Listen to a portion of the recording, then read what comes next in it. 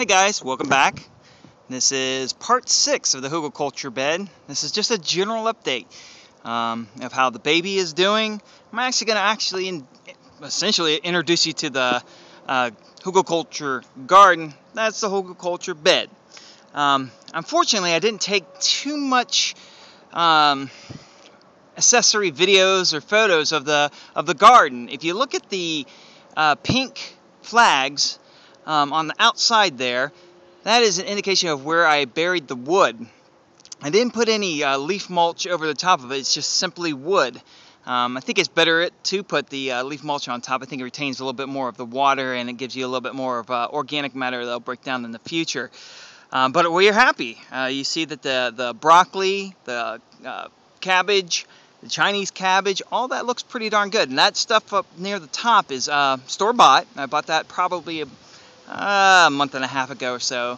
The middle plants are, for the most part, from seed, and they're doing great. I have some garlic, some onions, peppers that I actually bought as well, down in the lower third of the garden. We are very, I don't know if we are, but I'm very pleased with how the garden is going. You also see intermixed the rows is a soaker hose. I have not had to use that. And you're like, really? Because of hugelkultur? No. It's just because we've had ample rain. So who knows exactly what is helping the most? Is it the fact that we've had ample rain, or we have hugelkultur principles in the garden? I think it's a little bit of both, but obviously the ample rain. When it hits July and it's 90 degrees here and we haven't had rain for a week, that's going to be the telltale. Do we see wilting of the plants, or does it need extra water, essentially? But we're doing good. I threw down some leaf mulch to help reduce some of the weeds once the plants have gotten up. It just comes down to it. I'm going to have to weed a little bit this year. I did put a mulch pile in the back that helps retain water, and as the rain collects from the top of the hill here, or the mountain, it'll hold the water and ease the water down into the garden here. But again, we'll see how things look in July. But again, our main update again is for the Hugelkultur bed. So we're going to walk over here. We have pink flags to kind of give us a more of a walkway so we can get to the Hugelkultur bed. She looks good. We had a good rain last night. Was concerned a little bit of hail. We did cover it up. I'll show you here. Let me swing around here.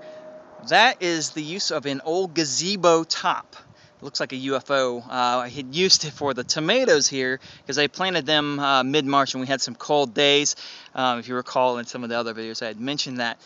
The problem that happened probably 3 weeks ago or so was half of these plants were nailed by a hailstorm, and I had to replace about a quarter of them, and they've bounced back. Luckily, I had some backups, and like I said, we're growing good. We have I remember at the beginning I was like, well, maybe we'll put some peas and whatnot in here. I've put in at least 50 different types of plants in here, just for diversity and just to see what would happen. We have strawberries in there. We have corn. The corn's not just for corn.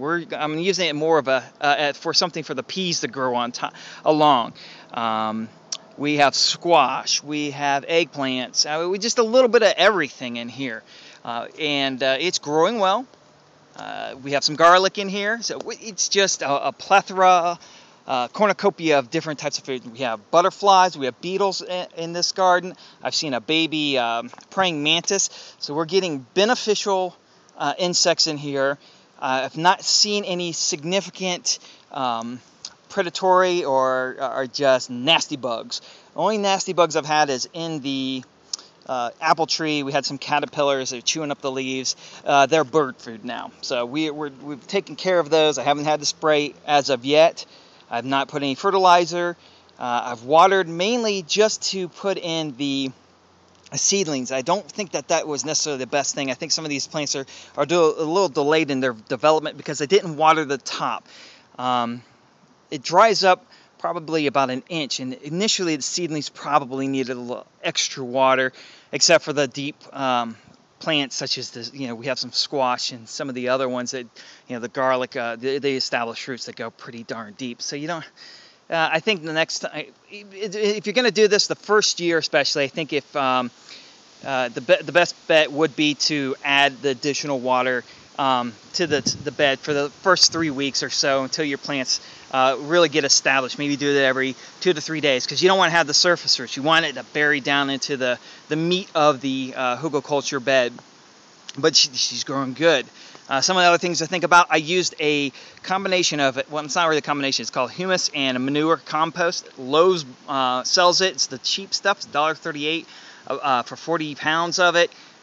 Couldn't be happier with it. I think because it has a higher nitrogen content, it helps with some of the absorption of the wood that's been buried and releasing some of the nitrogen for the plants, and having the wood absorb some of the nitrogen. So we're doing good. The swale, perfect. Here's one of the other things I looked at. You see right here, I have a small Dixie cup, and that's what I grew a majority of my seedlings in. And I'll show you why they break down. This has not been planted. This cup was in the small greenhouse cover we have in the sunroom in the house, and they break down. They're great. I like some of the. If you're gonna wait a while to transplant, you might want to get the 5 ounce. I think that's a 3 ounce cup. So I've been real happy with it. I did try a soil cube principle. I made one. They worked out good, but I think the cups worked out even better for whatever reason. They grew a little bit faster, and they seemed to be a little bit hardy. Maybe I need to just make a bigger soil cube, but I've been happy. They're dirt cheap.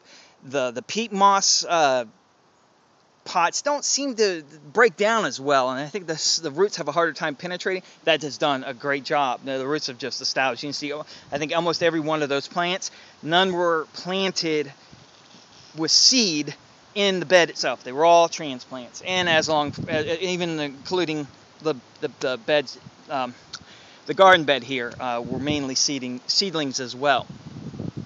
The other thing to think about on these cups and peat moss and etc. and the wood, don't let that be exposed. Don't let your wood be exposed. Don't let your cups be exposed. Don't let your peat moss pots be exposed, because it acts as a wick, and it'll draw that fluid or the water up, and it will evaporate quicker. So I would avoid that. You also notice I've been lax in putting up a fence. I will be coming. I'm running a risk of it, but I haven't had any problems, because I make a magic elixir that keeps the deers and the rabbits away so far. I don't want to trust it. I'm going to make a video of what the elixir is. It's pretty darn nasty. Not only will it keep deer, rabbits, etc. away, probably keep your neighbors away, so your garden will be safe. It may keep your spouse away as well, but it's worked really good. I'll tell you the mixture of it probably in a later video coming up. Anyhow, again, to the end, this has been a long update. I'll give you a shorter update hopefully in the next couple of weeks, just so you can see, hey, is this going to work? This big diversity bed here, can it tolerate having 50 different types of plants? At least 100 of those plants are in there. We have at least 100 plants. We planted 2 of most. There are some plants that have 3 plants in there as well. So we're talking anywhere to 100 to 120 plants. We're going to see how this bed handles it. Easy to weed as well. Pretty darn cool. I've been very happy. The rock around the edges have worked really well for the erosion. I suspect that the rocks keep the bed warm. The swale, as in previous videos, I think has done really good too. We get the rain off the hill here, or mountain, whichever. It's pretty darn steep hill here and whatnot. Anyhow, getting into the meat of it, I really appreciate you guys following. I've had a couple subscribers, which really, I really dig that. That is the coolest thing. So, there's 4 or 5 people who are actually following this experiment. And please add more. That's pretty darn cool. I didn't even think about that when I first started. I apologize. Hugelkultur.com. Kind of going slow. I talked to some people, so they who are web developers. They have not gotten back with me, and hopefully they will, and maybe we can develop the site so we can have a forum, some Q&A, just some development of the site. But I will be updating some of it here and there. I'll add some pictures of the kitchen garden